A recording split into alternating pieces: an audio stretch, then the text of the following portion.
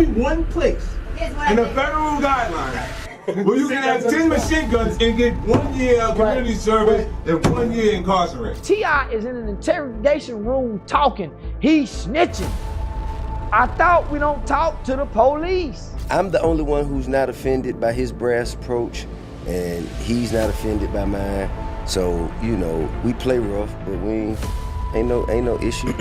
If you know anything about 50 Cent, you know that messing with him is like playing with fire. You're bound to get burned. T.I. learned this lesson the hard way when 50 Cent unleashed on him over some serious snitching allegations. Now in the hip-hop world, being labeled a snitch is like wearing a scarlet letter. It's a huge deal, and it sticks with you. T.I. has had this shadow looming over him for years, and it's caused plenty of his peers, including 50 Cent, to lose respect for him. But just when you think the drama has settled, 50 Cent is back at it, dropping another bombshell about why T.I. was allegedly disliked by just about everyone in the industry. If you want the inside scoop, you won't want to miss this story, so stick around until the end. For your birthday, I offer you a challenge, sir. Pull your ass up, man, with 20 of your records, man. Sit across from me, man, and get this work, man. In the world of hip-hop, getting called a snitch is about as bad as it gets, and T.I. has faced this accusation more than once. Now you'd think he'd steer clear of stirring the pot, especially with someone like 50 Cent, but that wasn't the case. Instead, T.I. challenged 50 Cent to a 20-track battle on the Versus platform, saying, "For your birthday, I offer you a challenge, sir. Pull up with 20 of your records." This bold move only made 50 Cent even pettier. He took to Twitter and posted an old video of T.I. from a 2008 Crime Stoppers ad. In the video, T.I. is part of an Atlanta news broadcast, urging people to report crimes, something that many in the hip-hop community see as straight-up snitching. The video shows T.I. saying, "Some people call me Tip, but this is about another kind of tip that can help our mothers, our sisters, our brothers, and our fathers help get the perpetrators who commit crimes against them off the streets. All you got to do is call Crime Stoppers Atlanta. Tips can be anonymous, and there's even a reward." 50 Cent's caption read, "Why do you make me do this? This is the first song I'ma play. You so tough." And just like that, a long drawn-out beef between the two was reignited. What's wild is that these two used to be cool. They even worked together on tracks and had a solid relationship. Both T.I. and 50 Cent have done well for themselves over the years, with T.I. becoming one of the most successful rappers in the industry. He's built a significant net worth through various ventures, scored top 10 hits on the Billboard Hot 100, like Big Things Poppin', and even landed a #1 hit with Live Your Life, featuring Rihanna. But despite all this success, the beef between T.I. and 50 Cent just keeps heating up. Not stopping there, T.I. also got the accolades to prove his place in the rap game, with 3 Grammys under his belt, including one for Best Rap Solo Performance. But his success isn't just about music. T.I. has branched out into several business ventures, showing he's more than just a rapper. He founded his own record label, Grand Hustle Records, back in 2003, and has invested in a variety of businesses, including his clothing line, Aku, and the social media app, Yopima. He's even authored 2 books, Power and Beauty, and Trouble and Triumph, adding author to his list of accomplishments. But despite all this success, T.I. still struggles to shake off the snitching allegations that have followed him for years. This stigma has caused a lot of people in the industry, including 50 Cent, to lose respect for him. And this isn't just old news, it's still affecting him today. In August 2022, during an interview with TMZ, Power Book 2 Ghost stars Michael Rainey Jr. and Gianni Paolo discussed their experience working on the show and 50 Cent's involvement. Paolo revealed that he'd heard rumors T.I. was initially up for the role of Davis McLean, which eventually went to Method Man. According to the rumors, the beef between 50 Cent and T.I. might have played a part in T.I. losing the role. Paolo mentioned, "I heard T.I. was supposed to play Method Man's role, and then I don't know if there was a beef or something happened, but he never ended up playing it, and then Method got it." We showed up to set, and then Method was there, so that was really it. Like, they didn't tell us. I was hyped to see Method, though. And you were like, wait, I thought we were supposed to see T.I. Yeah, that's what I heard. Although T.I. later debunked these claims, many people still believe there might be some truth to the story. It seems that no matter how much T.I. accomplishes, the shadow of these snitching allegations continues to haunt him. keeping some doors closed and respect out of reach. But how exactly did T.I. get stuck with this snitch label that made folks like 50 Cent keep their distance? Let's rewind the clock and dive into the story. T.I. has had more than a few run-ins with the law, charges related to illegal substances, weapons, and even physical encounters. But there's one particular incident that really made the snitching stigma stick. It all went down in 2007, right before T.I. was supposed to hit the stage at the BET Hip Hop Awards in Atlanta.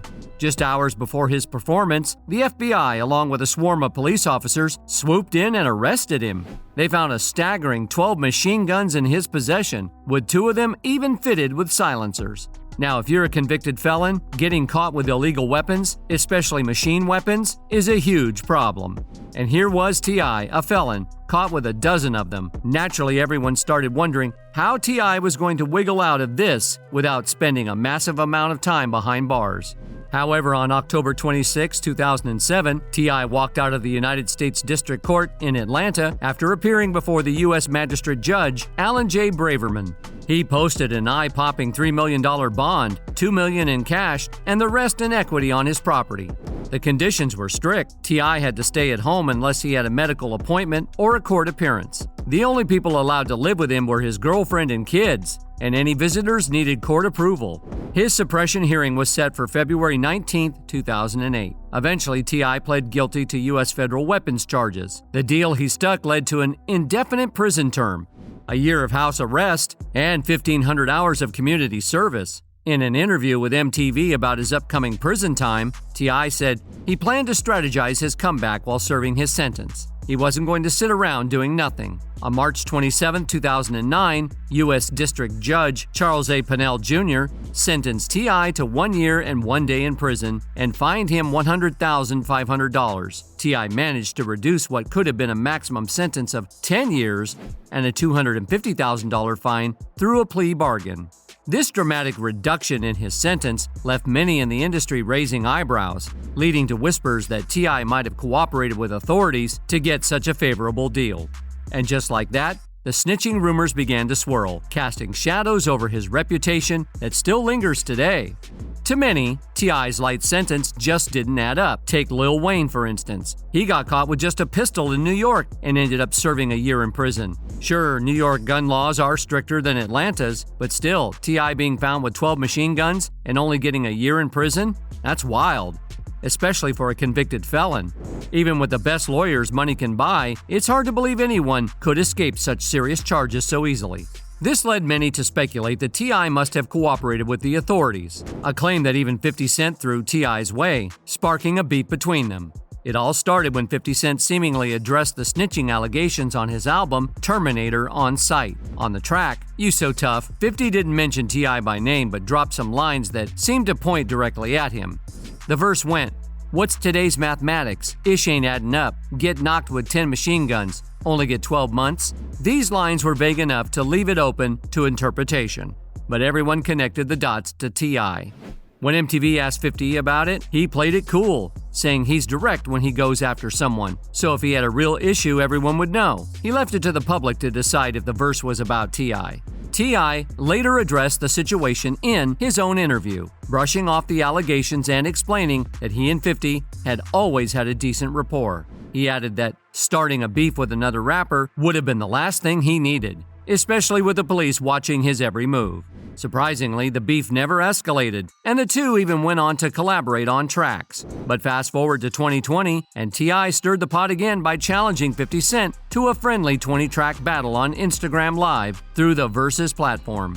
For those unfamiliar, Versus was created during the quarantine as a way for artists to go head-to-head and showcase their catalog of hits. T.I. decided to call out 50 during his birthday week, suggesting a battle to see who had the better music catalog.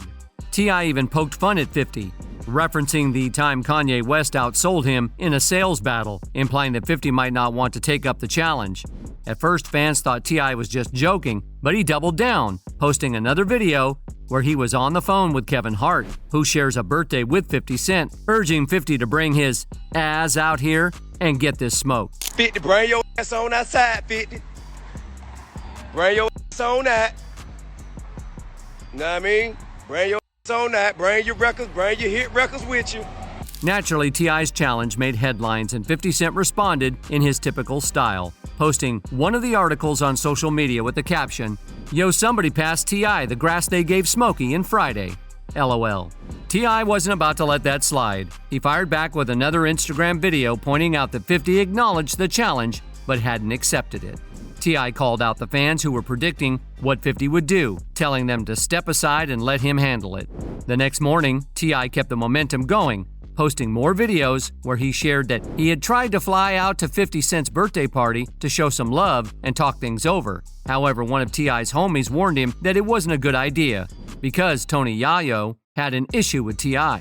This led to T.I. and his friend going live on Instagram to discuss the situation. T.I. joked about how he was ready to go to the party but was told to stay away because of the tension with Tony Yayo. Tony Yayo didn't stay silent either. He jumped into the comments accusing T.I. of clout chasing. That's when 50 Cent took to Twitter and posted a video of T.I. from a 2008 Crime Stoppers segment.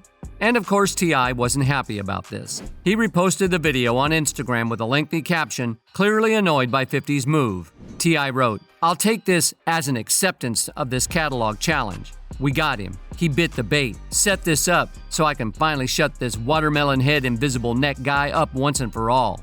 T.I. went on to dismiss the Crime Stoppers clip as outdated and in poor taste, much like 50's catalog. He also made it clear that he has never cooperated with law enforcement to get anyone in trouble, even referencing a conversation with Supreme to question if 50 could say the same. Now, it's anyone's guess whether T.I. actually snitched or not. Despite the ongoing rumors and accusations swirling around, there's been no solid evidence presented that proves T.I. has ever been involved in snitching. In fact, T.I. has always been outspoken against snitches. He even kicked an artist off his Grand Hustle label after discovering the rapper was a DEA informant. Alpha Mega, who signed with T.I. in the mid-2000s, seemed to bring street cred with him. T.I. showcased him on the 2007 single Hurt with Busta Rhymes. But things fell apart by the end of the decade. In 2009, the Smoking Gun exposed Alpha Mega for working with law enforcement after he was sentenced to 110 months behind bars for federal weapons charges in September 1995. T.I. wasted no time dropping Alpha Mega from Grand Hustle, explaining his decision in an interview on Atlanta radio station Hot 107.9. Even though all our artists and employees are asked by us to be honest and open about their past history, at no time did Alpha disclose to me or Grand Hustle what has now appeared in the media. He essentially deceived us by failing to fully disclose the truth about his past. And there is no place in our organization for dishonest and misleading behavior. T.I. continued, "As I have always said, you must take responsibility for your own actions. We at Grand Hustle cannot support or condone the blaming of others for our own mistakes. I hope and pray to God to bless his savings plans, but I don't foresee me or my company playing a role in his personal or professional business." But then again, despite his stance on Alpha Mega, T.I. later stumbled with his own reputation. In a revelation that seemed to shoot him in the foot, T.I. admitted in a 2014 interview that he had once cooperated with authorities in a case involving his deceased cousin.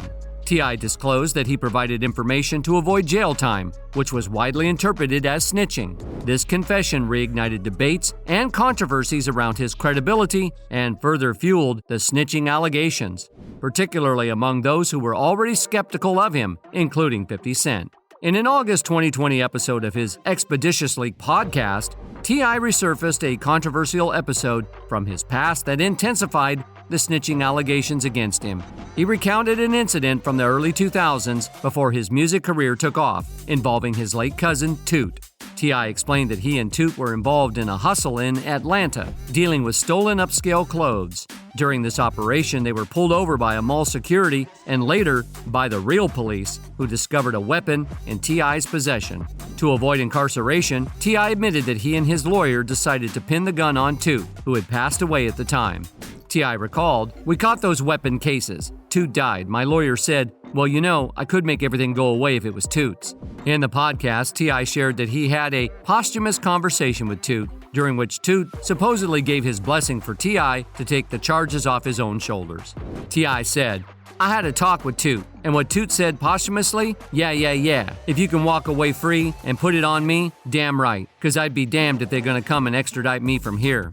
When gun rights activist Nicky Daniels Jr. questioned if this was the origin of the snitching rumors, T.I. firmly denied it, stating, "Hell no, don't nobody know about that. I just volunteered this information. That's the only time I ever said or gave information, because that's my big cousin. He was dead, and he told me that it was okay." This admission only added fuel to the fire of T.I.'s snitching accusations, particularly among those already skeptical of him, such as 50 Cent. Despite T.I.'s insistence that this was an isolated incident and done with Toot's consent, the story has continued to impact the reputation in the hip-hop community. With all that's being said, it's important to recognize T.I.'s impact and to form your own opinion about the snitching allegations. Despite the ongoing drama and accusations, T.I. continues to be a significant figure in hip-hop, particularly in the world of trap music.